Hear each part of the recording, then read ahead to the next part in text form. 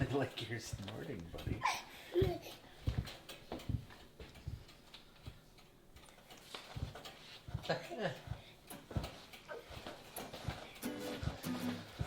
Hi, welcome back to Vegan Clone. I'm super excited to be back here today. My name is Mark Sample. I'm a chef, I'm a brewer, and I'm a professional father. I just want to thank all the professional mothers that came before me and paved the way for me to do this awesome job. It makes me super excited. And I've got my helper over here. He's bouncing along in the pantry and he's ready to get down on a little spaghetti bolognese, Vegan Clone style. Bolognese has been a staple in our house for a long time. Both my wife and I work a lot. We're both comfort food people and pasta driven. I can't say there's anything that makes my wife happier than pasta. And you know, if I screw up around the house, it's not roses, it's carbonara or bolognese. That's what's gonna get me out of the doghouse.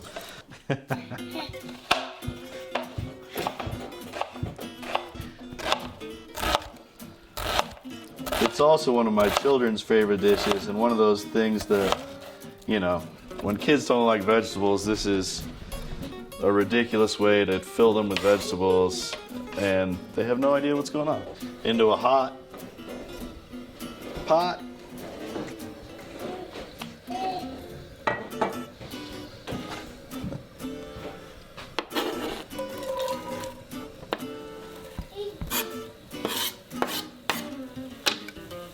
We're gonna cook those onions down for a couple minutes.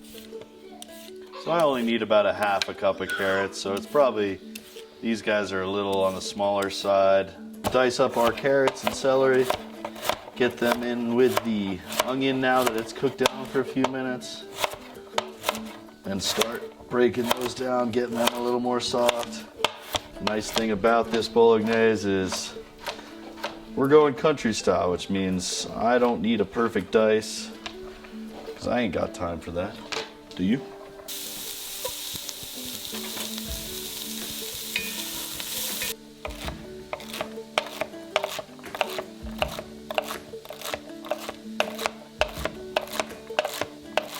Once we get that off, it's going in the pot, and we just continue to break down that base of so many sauces here.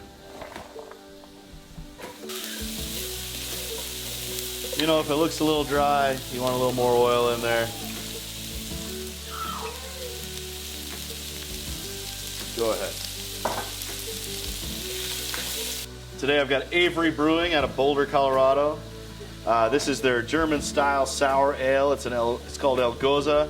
It's got lime, sea salt in there. I'm going for an acidic beer with an acidic dish with all the tomatoes that are going to be in there. I think that's going to work out wonderfully, and it makes a nice beer for me to drink while I'm cooking. Are you going to add garlic to this? Yeah. Spice time. We're gonna get all of our different herbs and spices together, and that's all gonna go in at the same time, makes it nice and easy. First thing, salt and pepper. And we got a couple bay leaves. It's always fun to use the ones that you think you're gonna be able to find later, because you know, you get one that's all about to shred apart, well then you're just gonna end up eating it, and that's, you know, a whole different thing. Thyme. This was actually funny. This was one of the things, the show I was on Guy's Grocery Games. Deborah had to run around the grocery store and find things on that show at the end because she won. She beat me. Congratulations, Deborah.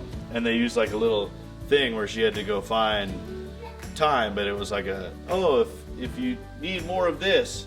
And I honestly don't think I would have gotten it because I would have been running around that grocery store so stressed out that I would have had no, like I couldn't have simply processed the pun.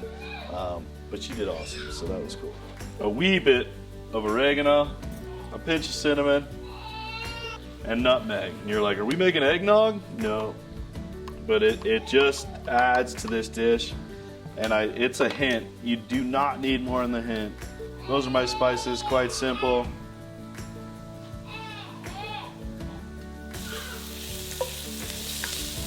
Yeah.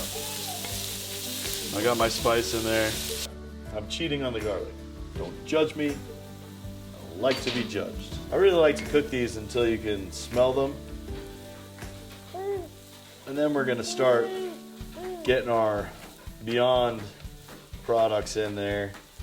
And once those are all incorporated, it's tomato paste time. All right, so Lincoln and I are gonna put the Beyond beef in now. Now this isn't raw beef, so I don't feel as comfortable handling raw beef with my son in my hand where I've got to worry about all the cross-contamination, all the germs, all that thing. I'm gonna break this up just like you would with regular ground beef.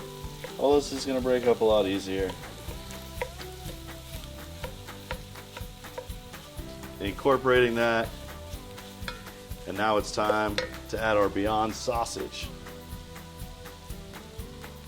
I chose their hot Italian version to bring a little flavor in there.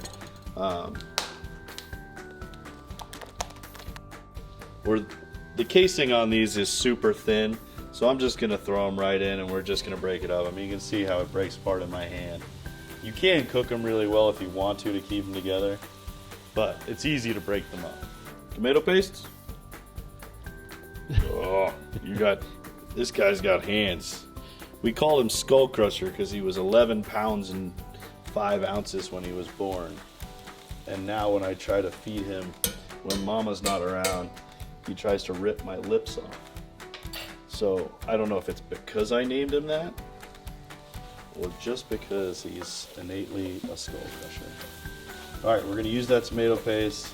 About a tablespoon in there just to lightly get everything coated. Then comes the fun part, the vino. Other than that, this is a lot of vegetables in this sauce. The wine, you know, you want to go for a vegan wine. I understand that some wines are not vegan. There are sites online that'll help you out if you can't figure out if your wine is vegan. Get everything up. Beautiful. 2 standard cans worth of crushed tomatoes, 1 standard can of sauce. And that's going to give us the consistency we want. We don't want a really loose sauce, but we want something with some texture to it.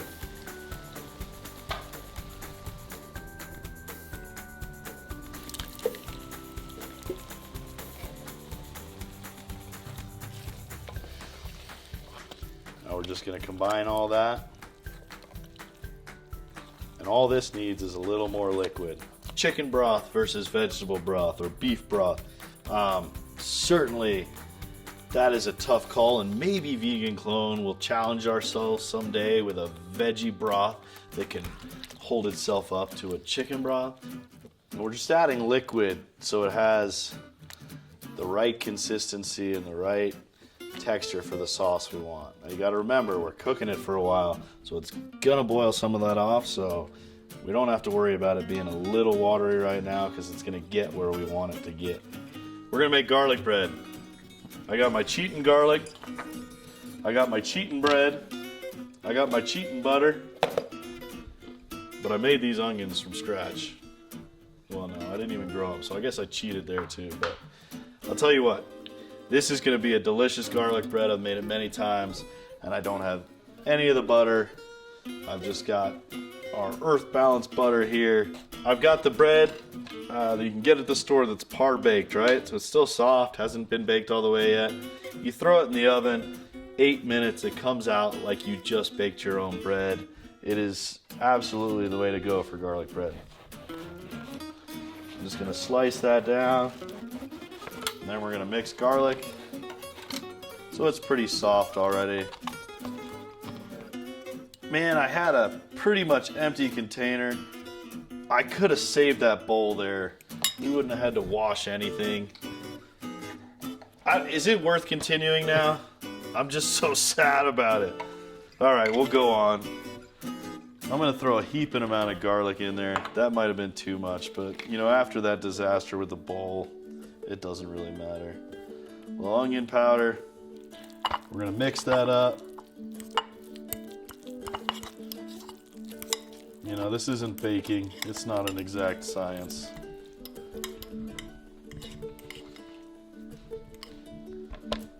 we're gonna load up our bread with it.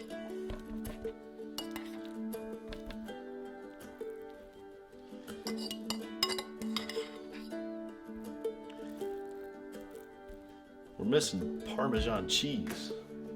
Now, there's 2 ways to do this, and I've got 2 loaves. So I'm gonna use the Parmesan cheese I bought at the store, and I'm gonna make my own Parmesan cheese, and we're gonna see which one we like better. I got a vegan Parmesan cheese, pre-made, and my own, and we're gonna see which one's better. BioLife's 100% vegan, just like Parmesan cheese. That sure as Parmesan looks like Parmesan. So I'm kind of excited to try it. It's a new one for me. You know, nutritional yeast is a very interesting thing you find in a lot of vegan products used for cheese. Go ahead and put in the comments what you think it smells like. It's an interesting smell, and I can't figure out exactly what that smells like, but I'd like you to tell me.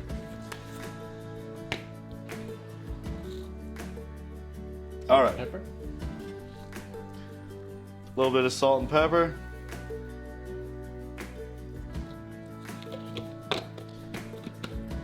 And we're gonna ninja the business out of that Parmesan. So just making sure that's all chopped up. And that's our Parmesan cheese. We are going to use some for the bread, and we are going to save some for the kids to eat on top of their pasta.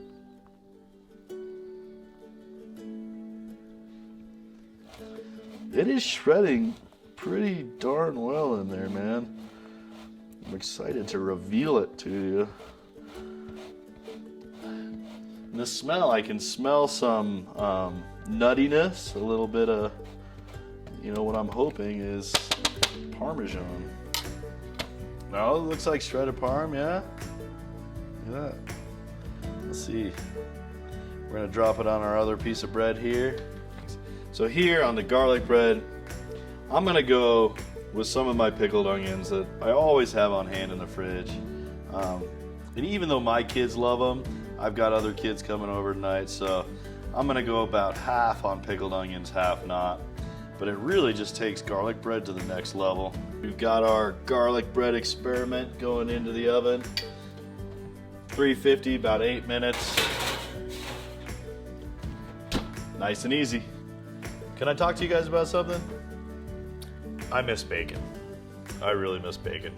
Bacon is a magical thing, but I don't miss, you know, what you need to do to get bacon. So instead, I'd always cook Bolognese with bacon. That's how you start it. That's how you get some fats out. That's what you sweat your onions down in.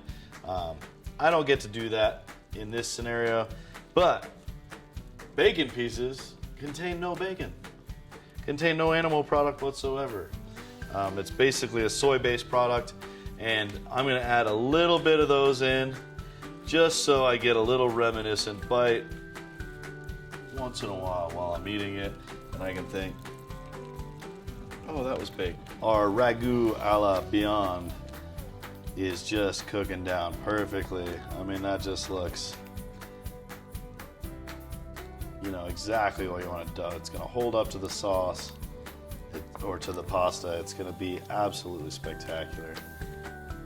And we don't need that much more time, so that's exciting. Oh man, that is just looking gorgeous. Can you even tell which cheese is which cheese at this point? You got a little bit sitting there still, so I can tell, which is good. I need an indicator. This is where the cooking gets technical. We are going to make pasta. I have a pot of boiling water that I've put salt in it. Not too much salt, but a little bit of salt.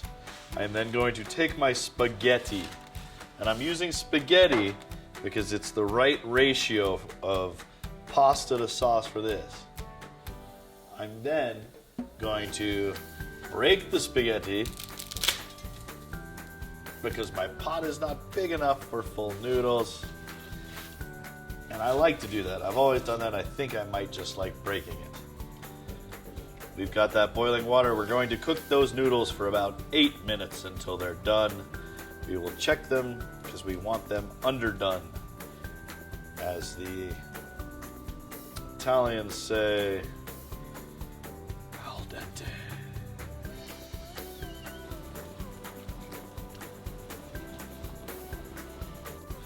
This is an avocado-based plant butter. So just gonna give it a little bit of creaminess. Just a tiny bit of oat milk is gonna get us to that little deeper red of a color.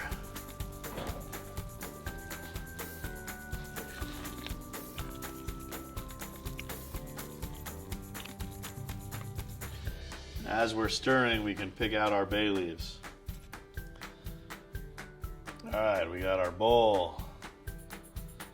Some pasta. Some beautiful little sauce, look at that.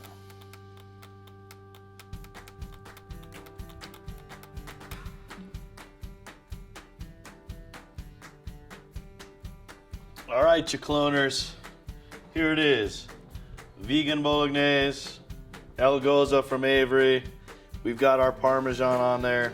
I am more than ready to dig into this. Man, it just looks perfect. I mean, this is a comfort dish I've gone to so many times. You want it to look right.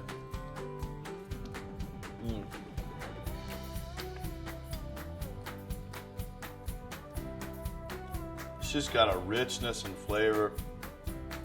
It's there. I mean, I cannot say I miss the meat at all in this. This is fantastic.